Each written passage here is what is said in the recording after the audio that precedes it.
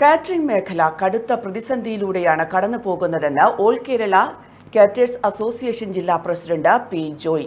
ഒരുപാട് പേർ നേരിട്ടും പരോക്ഷമായും ജോലി ചെയ്യുന്ന ഈ മേഖല സാധനങ്ങളുടെ വിലക്കയറ്റവും അനധികൃത കാറ്ററിംഗുകാരുടെ കടന്നുകയറ്റവും മൂലമാണ് പ്രതിസന്ധി നേരിടുന്നത് എന്ന് പി ജോയ് വാർത്താ സമ്മേളനത്തിൽ പറഞ്ഞു.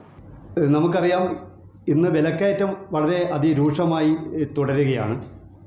നിത്യോപയോഗ സാധനങ്ങളുടെ വിലക്കയറ്റം ഒരു ഭാഗത്തുണ്ട്. അതോടൊപ്പം തന്നെ പാചകവാതകത്തിൻ്റെയും പെട്രോളിയം ഉൽപ്പന്നങ്ങളുടെയും വിലക്കയറ്റം ഒരു ഭാഗത്ത്, വെളിച്ചെണ്ണക്കും ഓയിൽ അടക്കമുള്ള സാധനങ്ങളുടെ വിലക്കയറ്റം ഒരു ഭാഗത്ത്.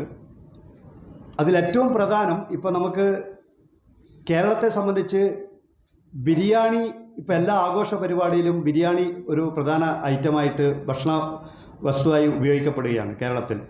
അതുപോലെ തന്നെ നെയ്ച്ചോറും ബിരിയാണിയും ഒക്കെ തന്നെ യഥേഷ്ടം വിളമ്പിക്കൊണ്ടിരിക്കുകയാണ്. ഇതിൻ്റെ അരിക്ക് വളരെ ഭീകരമായ രീതിയിലാണ് വിലക്കയറ്റം സൃഷ്ടിക്കപ്പെട്ടിട്ടുള്ളത്.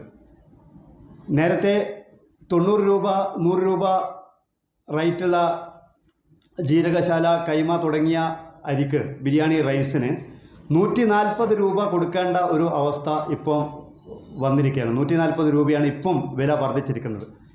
എന്നാൽ നമ്മൾ 1-2 മാസം മുമ്പാണ് കസ്റ്റമറുമായിട്ട് നമ്മൾ ഡീൽ ചെയ്യുക. പക്ഷെ അതിന് ശേഷമുള്ള വിലക്കയറ്റം നമ്മൾ ആ കസ്റ്റമറുമായി സംസാരിച്ചിട്ട് അതിൻ്റെ പൈസ വർദ്ധിപ്പിച്ച് തരുവാൻ കസ്റ്റമർ തയ്യാറാകുന്നില്ല.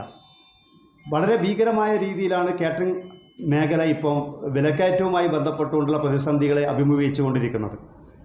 ഈ അരിയുടെ വിലയാണ് ഏറ്റവും കൂടുതൽ വർദ്ധിച്ചുകൊണ്ടിരിക്കുന്നത് എന്ന് നമുക്ക് കാണാൻ വേണ്ടി സാധിക്കും.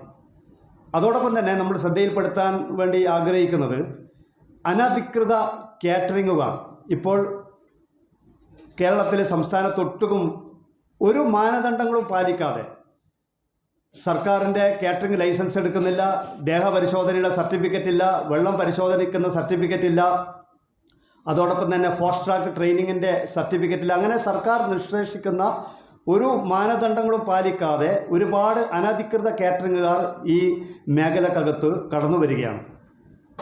അപ്പോൾ ഇത്തരം ആളുകൾ സമൂഹത്തിൽ വില കുറച്ചുകൊണ്ട് ബിസിനസ് ചെയ്യുന്ന ഒരു അവസ്ഥയാണ് ഇപ്പം സംജാതമായിക്കൊണ്ടിരിക്കുന്നത്. ഇവരെ സംബന്ധിച്ച് ക്വാണ്ടിറ്റിയോ അതിൻ്റെ ക്വാളിറ്റിയോ ഒരു പ്രധാന ഘടകമല്ല. സംഘടനാ ഭാരവാഹികളായ വിൻസെന്റ് തോമസ്, പി ഉമ്മർ, പ്രീനന്ദ് മാധവൻ, നാരായണൻ നമ്പൂതിരി എന്നിവരും വാർത്താ സമ്മേളനത്തിൽ പങ്കെടുത്തു. എനിക്കൊപ്പം ഫാമിലി കണ്ട സ്വപ്നം. എന്റെ ഇഷ്ടങ്ങൾ എന്റെ ഫാമിലിക്ക് അറിയാം. Family wedding centre.